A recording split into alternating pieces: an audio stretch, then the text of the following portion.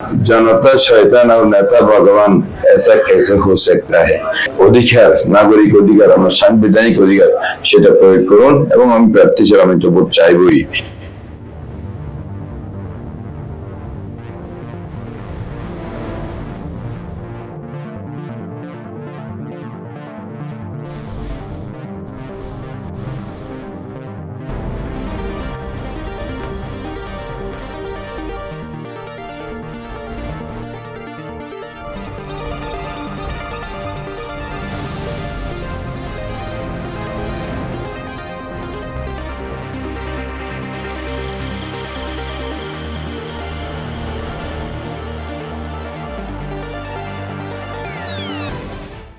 দর্শক, স্বাগত জানাচ্ছি নিউজ ডে 24 এর বিশেষ অনুষ্ঠান জনগণের জন্য রাজনীতিতে। আপনাদের সাথে আমি উপস্থিত রয়েছি মোহাম্মদ সাফায়েত মোর্শেদ। আজকে আমরা উপস্থিত রয়েছি চট্টগ্রাম 9, চট্টগ্রামের অন্যতম একটি গুরুত্বপূর্ণ আসন।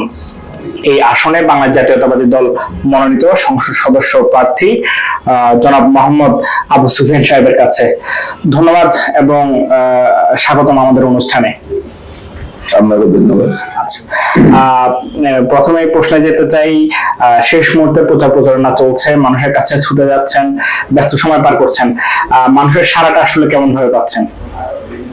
ধন্যবাদ। আসলে আমরা যে দীর্ঘদিন দেশের মানুষ ভোট বঞ্চিত ছিল, একটি ভোটের পরিবেশে মানুষ ভোটের জন্য যেভাবে আগ্রহ দেখাচ্ছে, যেভাবে মানুষ উচ্ছ্বাস দেখাচ্ছে, এটা আসলে বলার মতো না। তো আমরা যেদিকে যাচ্ছি সাড়া পাচ্ছি, বিশেষ করে আমার দল, আমার প্রতীক ধানের শীষের পক্ষে ব্যাপক সাড়া আমরা পাচ্ছি এবং যেখানে যাচ্ছি মানুষ শুধু বলছে যে আমরা ভোট দেবো, ভোট কেন্দ্রে যাবো। তারপরে মানুষের মধ্যে কিছুটা শঙ্কা আছে যে গরু সিঁদুরে মেঘ দেখলে ভয় পায়, একটা কথা আছে। নির্বাচন যেভাবে অতীতে যে উৎসবমুখর নির্বাচনের যে পরিবেশটাকে বিগত সময়ে যেভাবে নির্বাচনকে আতঙ্কের দিনে পরিণত করেছিল, মানুষের মধ্যে সংখ্যা কিছুটা কাজ করছে। তবে আমরা মনে করি যে এই যে আশঙ্কার মেঘ কেটে যাবে। একটা সুস্থ সুন্দর পরিবেশে, আনন্দ মুখর পরিবেশে মানুষের অংশগ্রহণ, একটা সুন্দর নির্বাচন হবে, সেটা আমরা প্রত্যাশা করি। আচ্ছা, আপনি যদি নির্বাচিত হন, প্রথম 100 দিনের মধ্যে এই আসনে আসলে কোন কাজগুলো করার ইচ্ছা রয়েছে অগ্রাধিকার ভিত্তিতে? এখন আপনারা যদি বারবার প্রশ্ন করেন, এই যে জাতীয় সংসদ সদস্যের কাজ কিন্তু 100 দিনের কোন টার্গেট হলো উন্নয়ন কর্মকাণ্ড জাতীয় সংসদ সদস্যের কাজ না। কিন্তু জাতীয় সংসদের কাজ হচ্ছে জাতীয় সংসদে আইন প্রণয়ন। তারপরেও কিন্তু ভোটারদের কিছু আকাঙ্ক্ষা থাকে, আশা থাকে যে আমার প্রতিনিধি, আমার নির্বাচিত প্রতিনিধি আমার এলাকার উন্নয়নে, আমার সমস্যা সমাধানে ভূমিকা রাখবে। সেরকম একটা প্রত্যাশা ভোটারদের থাকে। সেই ভোটারদের প্রত্যাশার সাথে সঙ্গতি রেখে আমরা ধরেন কিছু টার্গেট ঠিক করি। সেই টার্গেটগুলোর মধ্যে হচ্ছে যেগুলো আমরা স্বাভাবিকভাবে করে নিতে পারি, সেগুলো হচ্ছে ধরেন সন্ত্রাস আছে, চাঁদাবাজি আছে, তারপরে এই মাদক, ইভটিজিং, এই কিশোর গ্যাং, এগুলো আমরা মানুষকে সাথে নিয়ে প্রশাসনের সাথে সমন্বয় করে এগুলো আমরা সহজেই এগুলো নির্মূল করতে পারি সমাজ থেকে। এটা আমাদের টার্গেট আছে। তারপরে মনে করেন শিক্ষা, স্বাস্থ্য, যে পরিবেশগত সমস্যা, আবাসন সমস্যা, মানুষের বিভিন্ন ধরনের যানজট, এইরকম কিছু সমস্যা আছে যেগুলো ধরেন একজন জনপ্রতিনিধির কাছ থেকে মানুষ ভোটাররা প্রত্যাশা করে। আমরা সেগুলো ধরেন কর্মে, আমাদের চিন্তা চেতনা, এগুলো নিয়ে আমরা কাজ করব। আর আমাদের জন্য খুবই আশার বিষয় হচ্ছে, গতকালকে আমাদের দলের পক্ষ থেকে, বিএনপির পক্ষ থেকে নির্বাচন ইশতেহার ঘোষণা করা হয়েছে। সেখানে চট্টগ্রামকে বাণিজ্যিক রাজধানী ঘোষণা বা বাণিজ্যিক রাজধানী বাস্তবায়নের ক্ষেত্রে পদক্ষেপ নেওয়ার কথা বলা হয়েছে। এটা আমার জন্য আশার কথা। এবং সেই বাণিজ্যিক রাজধানী করার ক্ষেত্রে যদি চট্টগ্রামকে আমরা সে বাণিজ্যিক রাজধানীর করার ক্ষেত্রে যদি এগিয়ে নিতে পারি, তাহলে অনেক কর্মকাণ্ড এখানে বাণিজ্যিক রাজধানী ঘিরে এখানে সূচিত হবে কর্মকাণ্ড। যেমন অনেক ব্যাংকের হেড অফিস আসবে, বিভিন্ন গভর্নমেন্ট অফিসের হেড অফিস চট্টগ্রামে স্থানান্তরিত হতে পারে। এরকম কিছু কর্মসূচির মাধ্যমে চট্টগ্রাম যে তার হারানো ঐতিহ্য এটা ফিরে পাওয়ার একটা সুযোগ আমাদের কাছে আসবে বলে আমি মনে করি। আপনার প্রশ্নেই আসলে সংযুক্ত করতে চাই, আপনাদের এই আসনে কোতোয়ালি নিউ মার্কেট এলাকায় ছিনতাই এবং মাদকের বিস্তারটা খুব বেশি, তো এইটি আসলে সমাধান আপনার জন্য একটি বড় চ্যালেঞ্জ, এবং এইটি সমাধান বা এই সমস্যাটা নিরসনে কি ধরনের কঠোর পদক্ষেপ গ্রহণ করবেন বলে আশা করছেন? অতীতে যারা সরকারে ছিল তাদের সাথে জনগণের একটা দূরত্ব সৃষ্টি হয়ে গেছিল, কারণ তারা ভোট ছাড়া নিজে নিজের জনপ্রতিনিধি হয়ে গেল, দিনে ভোট রাতে করে হয়ে গেছিল, বিনা ভোট হয়ে গিয়েছিল, যার কারণে জনগণের সাথে তাদের সম্পৃক্ততা ছিল না, বরং বিচ্ছিন্ন একটা অবস্থা ছিল। তো এই সমস্ত কাজ কিন্তু জনগণের সাথে যারা সম্পৃক্ত সরকার, জনগণের নির্বাচিত সরকার থাকলে জনগণকে সাথে নিয়ে প্রশাসনের সাথে সমন্বয় করে এগুলো খুব সহজেই দূর করা যায় বলে মনে করি। তবে একটা কথা আপনাকে ক্লিয়ারলি বলতে চাই যে সন্ত্রাস এবং চাঁদাবাজি যে আমার নির্বাচনী এলাকায় এটা জিরো টলারেন্স, এবং এটা সমূলে এটা নির্মূল করা হবে, এবং এরকম কোন সন্ত্রাস, চাঁদাবাজি এবং আইন শৃঙ্খলা ভঙ্গকারী কোন অপশক্তির জায়গা চট্টগ্রাম নয়, ইনশাল্লাহ হবে না, আমি বেঁচে থাকবো। আপনাদের এই আসনে কিছু গুরুত্বপূর্ণ স্থাপনা রয়েছে পাথরঘাটা এলাকায়, যেগুলো আসলে আমরা দেখেছি এতদিন যারা দায়িত্ব ছিল তারা সংস্কারে কোনো পদক্ষেপ নেয়নি। তো এই বিষয়গুলো সমাধানে বা এই যে এগুলো সংস্কারে, ঐতিহাসিক স্থাপনাগুলো সংস্কারে আপনার কি ভূমিকা থাকবে? ধরেন চট্টগ্রাম নির্বাচন এলাকাটা শুধু নির্বাচন এলাকা নয়, চট্টগ্রামের ইতিহাস, ঐতিহ্য, সংস্কৃতি, ব্যবসা বাণিজ্যের মানে তীর্থস্থান, আপনার মনে করেন এখানে কোর্ট বিল্ডিং, তারপরে জেলা প্রশাসক, বিভাগীয় commissioner office, police commissioner office, কারাগার, এই যে মানে চট্টগ্রাম জেনারেল হাসপাতাল, চট্টগ্রাম মেডিকেল কলেজ হাসপাতাল, এইভাবে বিভিন্ন স্থাপনা এগুলো তো আছেই। তারপর আমি যেগুলো বলতে চাচ্ছেন এগুলা ওই যে পুরানো আমলের যেগুলো স্মৃতি গুলো, এগুলো ধরে রাখার ক্ষেত্রে ধরে রাখা আজকের ধরেন যে আমরা তারুণ্যের যে চিন্তা ভাবনা নিয়ে আমরা আগামী বাংলাদেশে গড়ার চিন্তা করছি, সেখানে তারুণ্যের এই চিন্তাধারার সাথে আমাদের যে মেলবন্ধন, সেখানে আমরা বুঝছি যে তরুণরা শুধু একটা বাবা মানে খেয়ে পরে বেঁচে মানে সবাইটা চায় না, তারা একটা পরিবেশ বান্ধব দেশ, মানে সুস্থ জলবায়ু, তারপরে আমরা যে আমাদের প্রকৃতি, ইতিহাস, ঐতিহ্যগুলো সংরক্ষণ করা, এগুলো কিন্তু আমাদের আজকে মানে সারা বিশ্বে এগুলো অনেক অগ্রাধিকার পাচ্ছে উন্নয়নের ক্ষেত্রে। আমরাও বিশ্ব থেকে আমরা অনেক ক্ষেত্রে পিছিয়ে আছি, কারণ আমরা সুশাসনের অভাব ছিল, জবাবদিহিতার অভাব ছিল, আমাদের দায়বদ্ধতা জনগণের প্রতি সেটা যারা সরকার ছিল তাদের অভাব ছিল।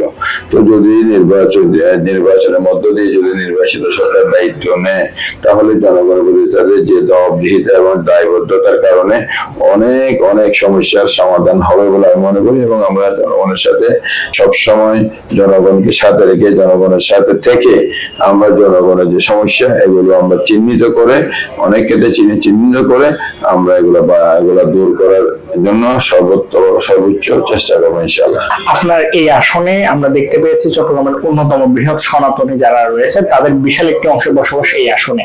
তো এই যে সনাতনী যারা রয়েছে তারা বিভিন্ন সময় আক্ষেপ করেছিল তাদের মৌলিক অধিকারগুলো, তাদের নিরাপত্তা নিশ্চিত হয় না।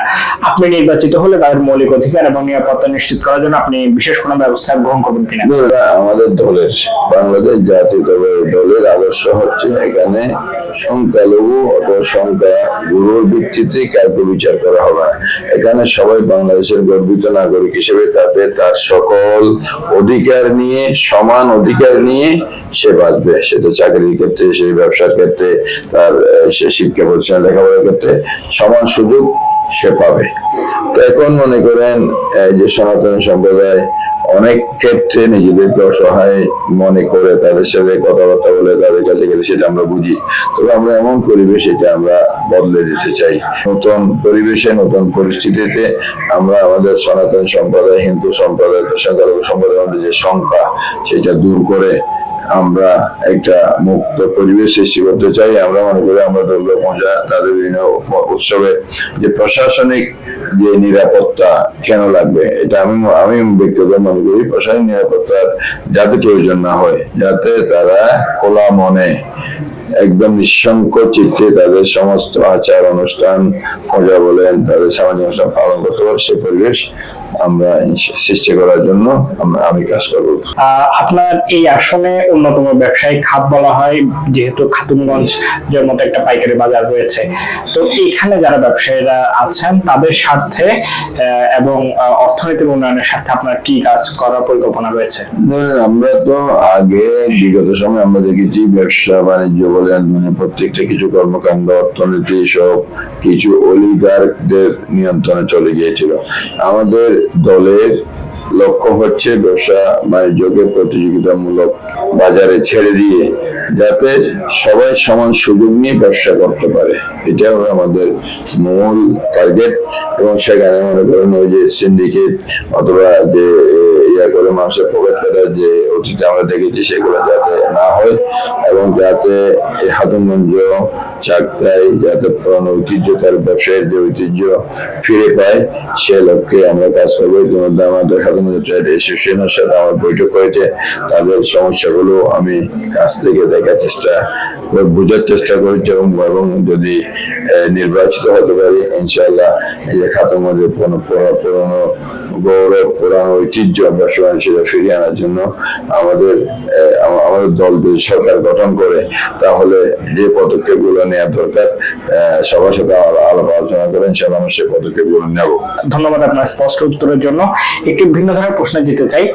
আপনার অপোজিশন পার্টি যিনি রয়েছেন বাংলাদেশ জামাত ইসলামী মনোনীত প্রার্থী, তিনি একটি মিড দ্য প্রেসে বলেছিলেন আপনার আয়ের উৎস নিয়ে তিনি একটি প্রশ্ন করেছেন, এই বিষয়ে আপনার কোনো মন্তব্য রয়েছে কিনা? অবশ্যই মন্তব্য আছে, আমার ব্যাপারে বলেছেন, মন্তব্য আছে। আমি ওনাকে ধন্যবাদ জানাই যে বেচারা আমি কিভাবে চলি এটা নিয়ে একটু আমার উনি একটু সহানুভূতি অথবা এটা ওনার আমার প্রতি সিম্পেথিও বলা যায়, মানে উনি কিভাবে আমি চলি এটা বলেছে। তো আলহামদুলিল্লাহ আমি কিভাবে চলি আমার আয়ের উৎস এটা ক্লিয়ার আছে। আমি যেটা হলফনামা আমার নির্বাচন কমিশনের জমা দেওয়ার সময় দিয়েছি সেখানে স্পষ্ট উল্লেখ আছে আমার আয়ের উৎস আমি কিভাবে চলি। সেটা উনি যদি দয়া করে দেখে নিত উনি এই প্রশ্নটা করতো না, বরং আমি ওনার আয়ের উৎস এবং ওনার হলফনামা দেখতে গিয়ে আমার চক্ষু চড়ক গাছ হয়ে গেছে। কারণ উনি ওখানে লিখেছেন উনি চাকরি করেন, ওনার বার্ষিক আয় 8 লক্ষ টাকা, ওনার বিদেশে 3টে বাড়ির তথ্য আমরা পেয়েছি, কিন্তু উনি বলেছেন বিদেশে ওনার কোনো সম্পদ নাই। এবং এখানে যে উনি পার্ক ভিউ মেট্রোপলিটন হাসপাতাল এবং আরো কয়েকটা হাসপাতালের উনি ম্যানেজিং ডিরেক্টর চেয়ারম্যান এগুলো কোনো কিছু উল্লেখ নেই। সেখানে উনি চাকরি করেন উনি বছরে ওনার ইনকাম হচ্ছে 8 লাখ টাকা। তাইলে উনি যে সৎ লোকের শাসন আইনের উনি যে বিদেশে যে বাড়ির মালিকের টাকা পাচার করতে হয়েছে, তো ওনার দল থেকে বলা হয়েছে টাকা পাচারকারীদের ধরে এনে টাকা নিয়ে আসা হবে। তো এই সমস্ত লোকদেরকে নিয়ে মানে কিভাবে মানে দুর্নীতি প্রতিরোধ করা হবে আমার বুঝে আসে না। তো আমি ওই আমরা প্রশ্নে ফিরে যেতে চাই, সেটা হচ্ছে আমি 35 বছর ধরে একজন নিয়মিত ট্যাক্স প্রদানকারী একজন ব্যবসায়ী। আমার মাধ্যমে আমার জীবন যাপন হয় আল্লাহর রহমতে। আমার এক ছেলে 3 মেয়ে, আমার ছেলে ব্যারিস্টারি পাস করে হাইকোর্টে প্র্যাকটিস করতেছে, আমার 3 মেয়ে, বড় মেয়েও চট্টগ্রাম জজ কোর্টের সিনিয়র লয়ার, আমার 3rd মেয়ে ফার্মাসিস্ট, সে বিদেশে আছে, তার স্বামী এরোনটিক্যাল ইঞ্জিনিয়ার, আমার 4th মেয়ে এটাও বিয়ে হয়ে গেছে, এটাও গৃহিণী, আমার এখানে সম্ভ্রান্ত একটা পরিবারে বিয়ে হয়েছে। তো আল্লাহর রহমতে সামাজিক স্ট্যাটাস সামাজিক অবস্থানে মানে এটা আমি কাউকে ছোট করে দেখতে চাই না, ওনাদের অনেক ভালো অবস্থানে আছি। তো আল্লাহর রহমতে খুবই ভালোভাবে কারো কাছে হাত না পেতে ইজ্জতের সাথে দুমুঠো মানে খেয়ে পরে মোটামুটি খুব ভালোভাবে আছে। উনি আমার আয়ের উৎস নিয়ে চিন্তা না করলেও চলবে। সোশ্যাল মিডিয়ায় আপনাকে ঘিরে বিভিন্ন অপপ্রচার চালানো হয়, আমরা দেখতে পেয়েছি। বিভিন্ন সন্ত্রাসী গোষ্ঠীর মদদাতা বলা হয় আপনাকে, এই বিষয়টি কিভাবে দেখছেন বা যারা এই ধরনের অপপ্রচার করে তাদের বিরুদ্ধে আপনার বার্তা কি থাকবে? শুনেন, এখন প্রচার আর অপপ্রচার এটা ঘিরে তো রাজনীতিবিদ আপনি, আমার প্রচার নাই অপপ্রচার নাই, তাহলে আপনি রাজনীতির মাঠে আপনি তো নাই, এটা থাকবে। এটাকে আমরা যে কোনো সমালোচনাকে যে কোনো অপপ্রচারকে আমি খুব পজিটিভলি নিই। এখন মনে করেন এই যে আপনি ওই কি বলেন আপনি রাজনীতি করেন, আপনি ব্যবসা করেন, আপনি সাংবাদিকতা করেন, এখন দেশের যে মনে করেন যে দেশ যেভাবে চলে, দেশ যেভাবে চলে, ওই আমি ইন্ডিয়ান একজন রাজনীতিবিদের সাক্ষাৎকার দেখছিলাম, প্রবল মহাজন, সেই বিজেপির, উনি পরে মারা গেছে।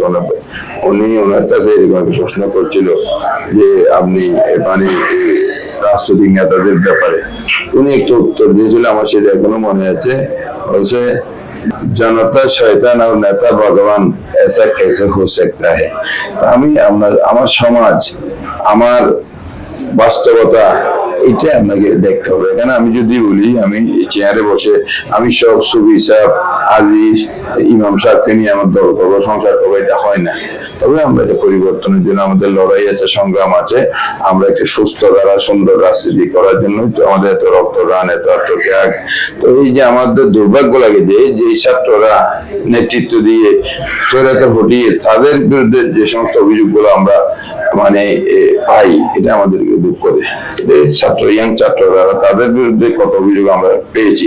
তো আমরা চাই এটা না, আমার রাজনীতি সুন্দর হওয়া দরকার, আমার দেশ সুন্দর হওয়া, আমার ভবিষ্যৎ প্রজন্মের জন্য আমরা যাতে সুন্দর দেশ রেখে যেতে পারি, এটাই হবে আমাদের প্রত্যাশা।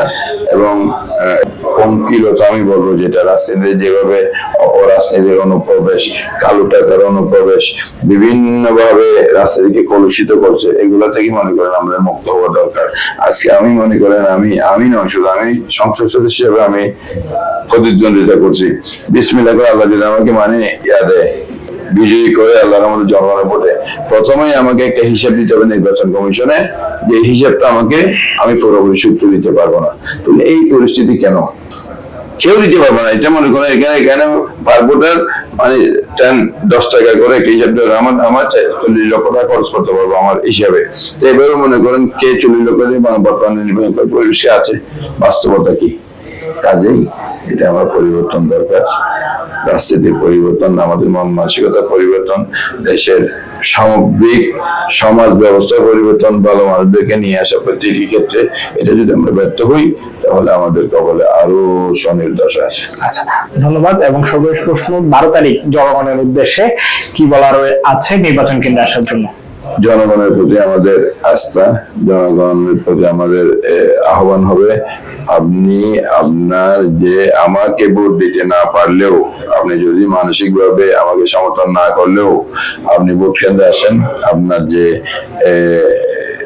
অধিকার, নাগরিক অধিকার, আমার সাংবিধানিক অধিকার, সেটা প্রয়োগ করুন। এবং আমি প্রার্থী হিসেবে আমি তো ভোট চাইবই, আমাকে নির্বাচিত করেন। আমি আপনাদের পাশে, আপনাদের সাথে, আপনাদের সুখে দুঃখে আজীবন থাকতে চাই, আমাকে সেই সুযোগ দেন। এটা হবে জনগণের প্রতি আমার প্রত্যাশা। দর্শক, আমরা শুনছিলাম জনাব আবু সুফিয়ান সাহেবের স্পষ্ট বার্তা। চট্টগ্রাম 9 আসনকে ঢেলে সাজানোর জন্য ব্যবসায়িক, রাজনৈতিক দিক থেকে তিনি আসলে তুলে ধরছিলেন তার যে পরিকল্পনা, তার যে বাস্তবায়ন করার ইচ্ছেগুলো, সেগুলো। দেখা হবে নতুন কোন স্থানে নতুন কোন প্রার্থীর সাথে। সে পর্যন্ত ভালো থাকুন, সুস্থ থাকুন, নিউজ 24 এর সাথেই থাকুন।